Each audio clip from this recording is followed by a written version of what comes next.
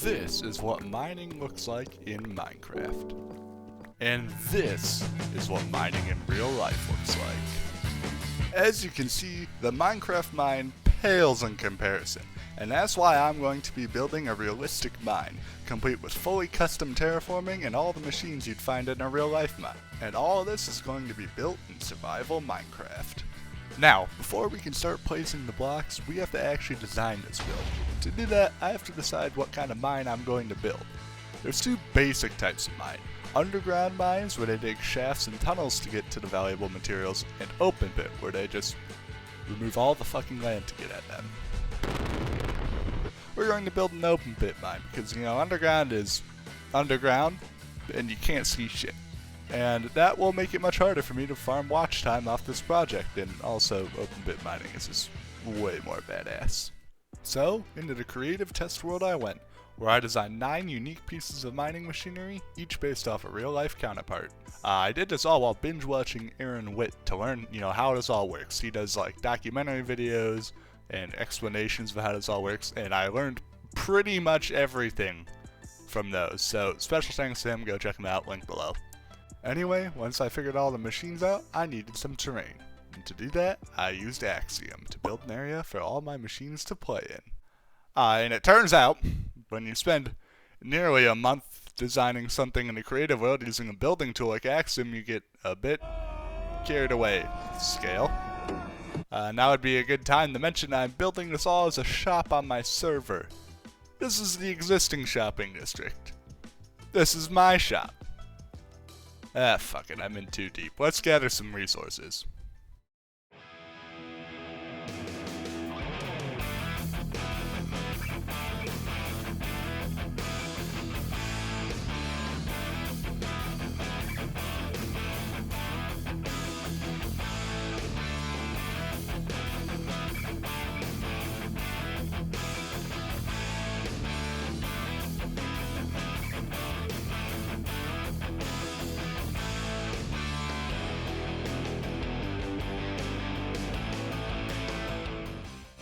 Alright, so we're down to the bad materials now. The first ones we have to deal with are these are deep slate and tough.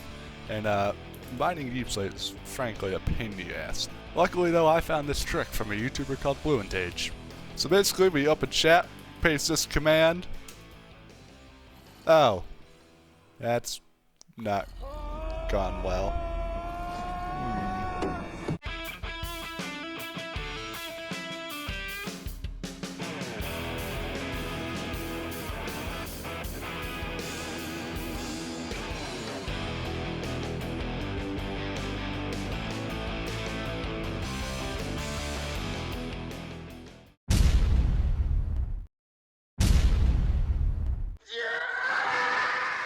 This one is it's not going to help my beef with the EPA, that's for sure.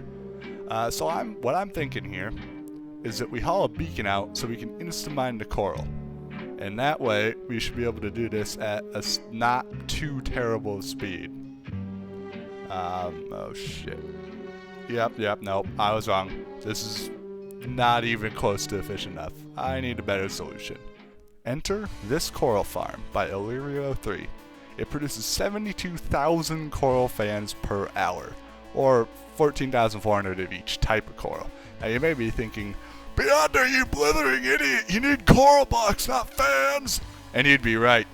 But I have a trick up my sleeve. See, on the server we actually have a data pack that allows us to craft coral blocks from fans. Did I completely forget about said data pack until now? Yes. Yes, I did. Anyway, this thing will not only save my sanity, but it'll also keep the EPA off my ass.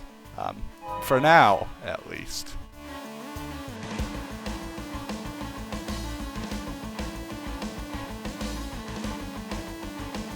I need to find a spot to build this monstrosity, and this current little area of shopping, it's a little tight, just like your mother. So, like any sane man setting up a mining operation, I've decided to take an incredibly large swath of ecologically sensitive land in the form of this mushroom island. Basically everything from there and the rest of that is gonna be the fucking mine. Well, let the destruction begin.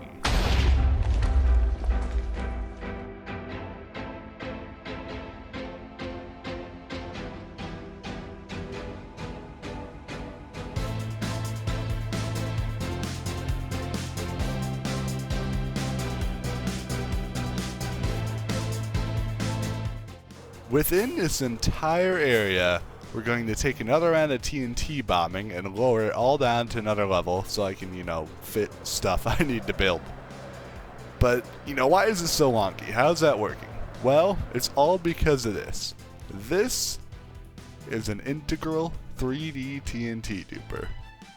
It is a flying machine by Redinator 2000, and basically what it's able to do is like the classic Euler 3D TNT duper in principle. But what's different is that this can follow outlines, right?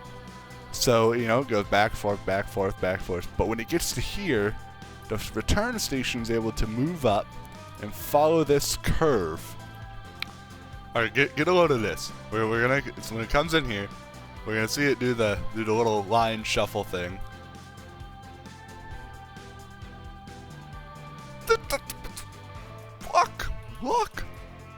Look what it. What a machine you are! This is like probably my favorite flying machine ever. This has got to be up there. This is awesome.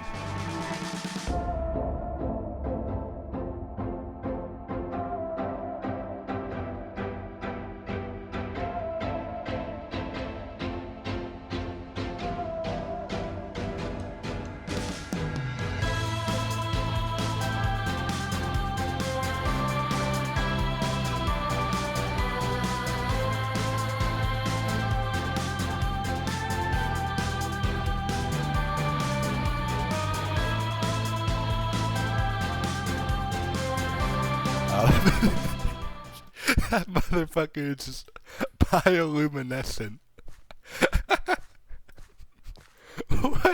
What?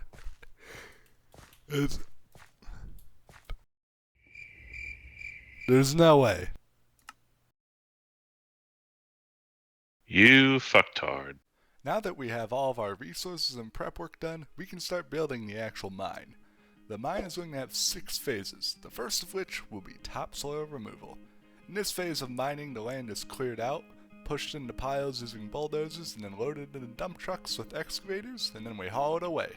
First up, we're going to build the dozers. These are based off Caterpillar D11s, which are the biggest dozer on the market in real life.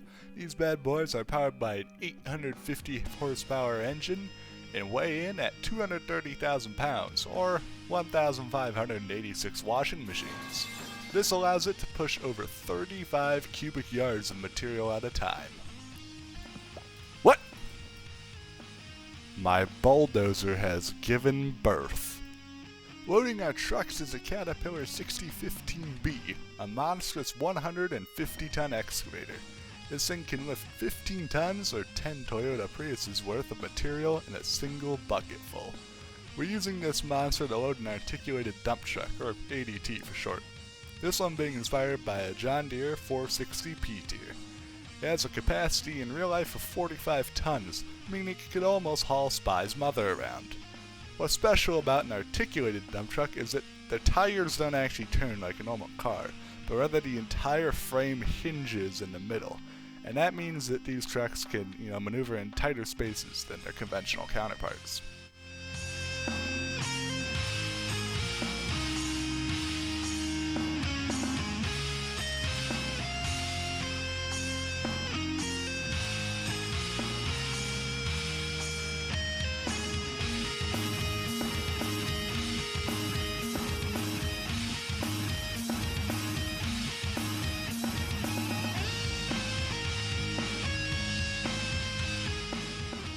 With all the topsoil removed, we can move on to stage 2, removing the overburden.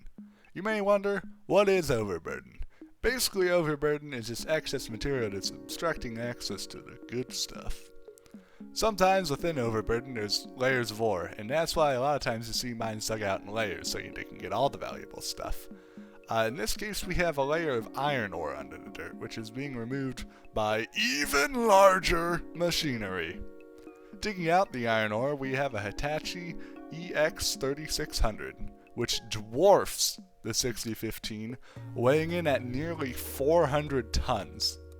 That's 800,000 fucking pounds. Or 2,126,245 titanium blue iPhone 15s. It produces 1,944 horsepower and can lift 31.4 cubic yards of material in a single bucketful. This excavator is loading the Caterpillar 797, the biggest mechanically driven dump truck on the planet. It can haul 400 tons of material in a single load, the equivalent of 4 million croissants for the metric folks.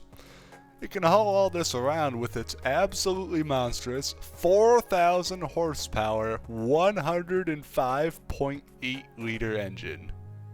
105 liters. Holy shit. For those of you who aren't aware how massive of an engine that is, most cars are around 3-ish liters. This tractor is 9 liters. 105 liters is absurdly large. With this team clearing out the iron ore, we can move on to the second layer of Overburden, or Stage 3. This layer is just a big chunk of rock, it's a boring one. So removing it is going to require some aggressive solutions. We're going to drill boreholes in the rock and blow the ever-loving shit out of it, and then scoop all the rubble out of the way.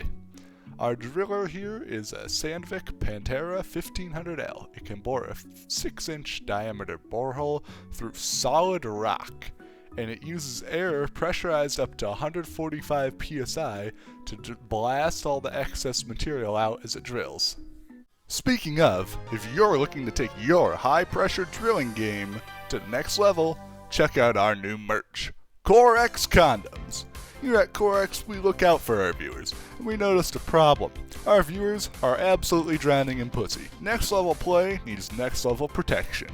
Our professional grade condoms feature the finest design combined with the most advanced engineering in the industry. Our sleek design features genuine out-of-context quotes to help set the mood. By default, our condoms come enchanted with Protection 4 and Unbreaking 3.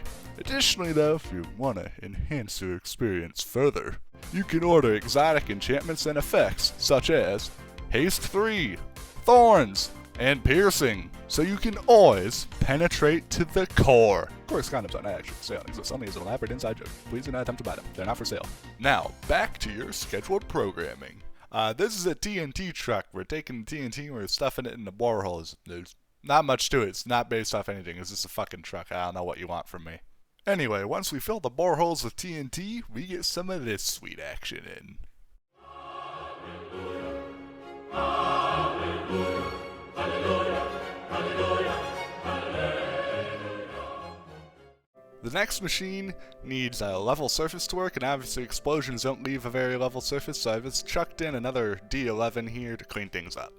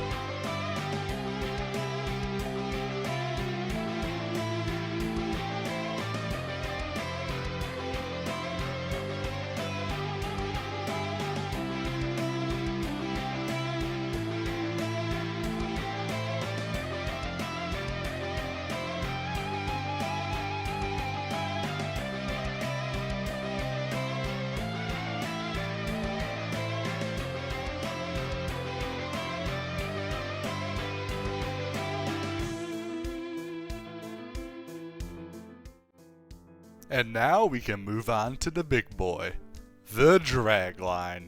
This is based off the Marion 8750 Dragline. It weighs in at a monstrous 15.9 million pounds, or 177 sperm whales for the metric folk.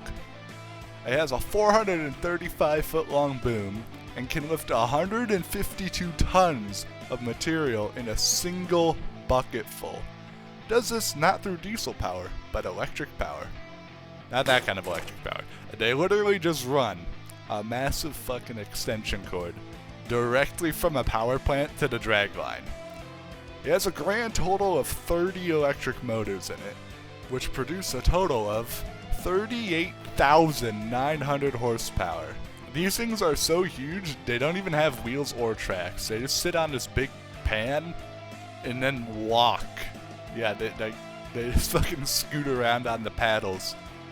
Anyway, the purpose of the dragline is we take all this loose rock that we've blown up and scoop it over onto the big piles of overburden on the side here. With the last of our overburden removed, we can move into phase 4 of the mine, removing the materials that are at the bottom of the pit. Now I've put a gold deposit and a coal seam at the bottom here, which is not very realistic, but I don't fucking care because I'm selling both of these items in my shop, so it makes sense internally.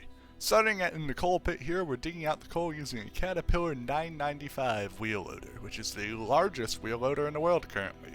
It weighs 272 tons, and thanks to its monstrous 2100 horsepower engine, it can lift 60 tons in a bucket, which is roughly equal to 24,900 RTX 4090s. This monster is loading coal into another 797 haul truck for transport. Meanwhile, on the other side of the trench, we have another EX3600 loading a haul truck with gold ore. This time I tried to add some motion by adding some dust and material as the excavator is actively dumping into the truck.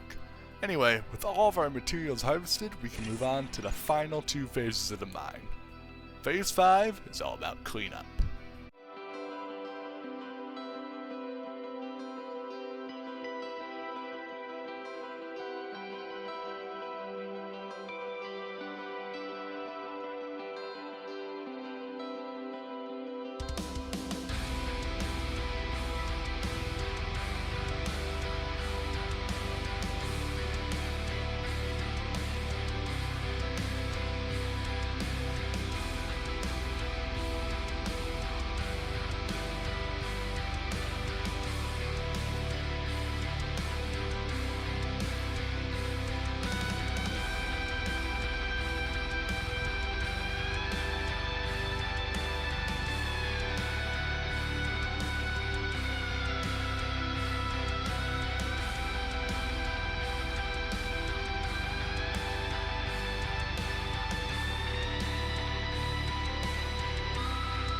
We have another D11 up here, leveling out the massive spoils of overburden left by the dragline, so it's a level surface.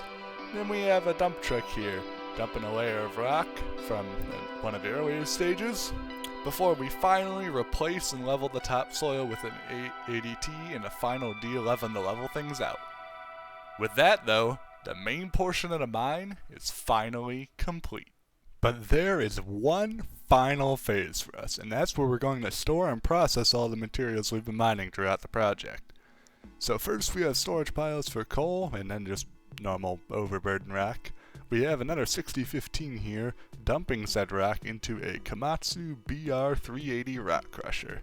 It has 214 engine horsepower, and it can pulverize 240 tons of rock, or 2,400 feral pigs, in a single hour. This is feeding into a second crusher that's grinding the gravel from the first one into sand, and then dumping it onto a belt, which is dumping the sand onto a storage pile for later. And then with these piles, we can finally call the mine complete. Wait a fucking minute, this is supposed to be a shop, isn't it? Let's add some amenities. Alright, so since this is quite a ways away from the main shopping district, I'm going to make a dedicated portal to get out here. And I thought it'd be a fun idea to do, have the portal be in like a used bucket from the dragline. Kind of like if you go to the old Big Muskie site, which was the world's biggest dragline, they had the bucket there and you can go stand in. And first of all, in real life, it's fucking huge, it's crazy. But yeah, I think that's kind of a fun little bit to do for this. So I've just lined up the dragline here. We're gonna put the portal in the bucket.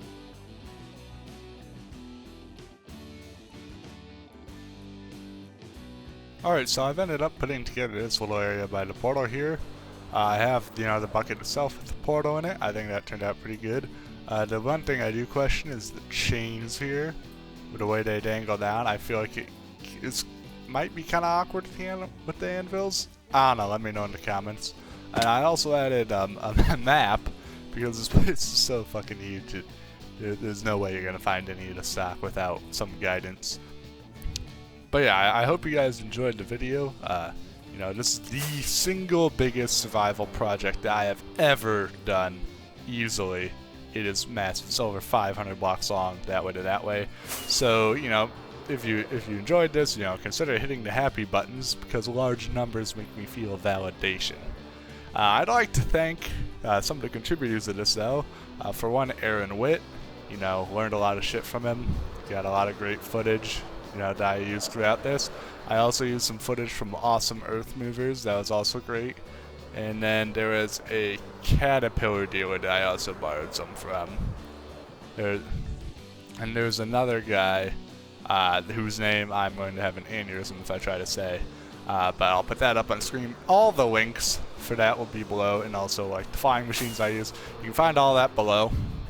But yeah, that said, hopefully some people on the server come in here, buy stuff, and make me some diamonds. By the way, if you, yes you dear viewer, are interested in joining the server, please consider applying below. We are taking public applications at the moment.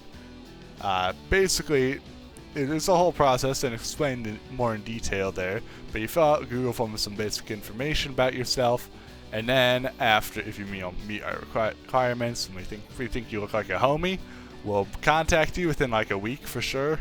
If you're interested in joining, a wonderful server that has, branded condoms, I don't think you can get much better than having branded condoms as merch.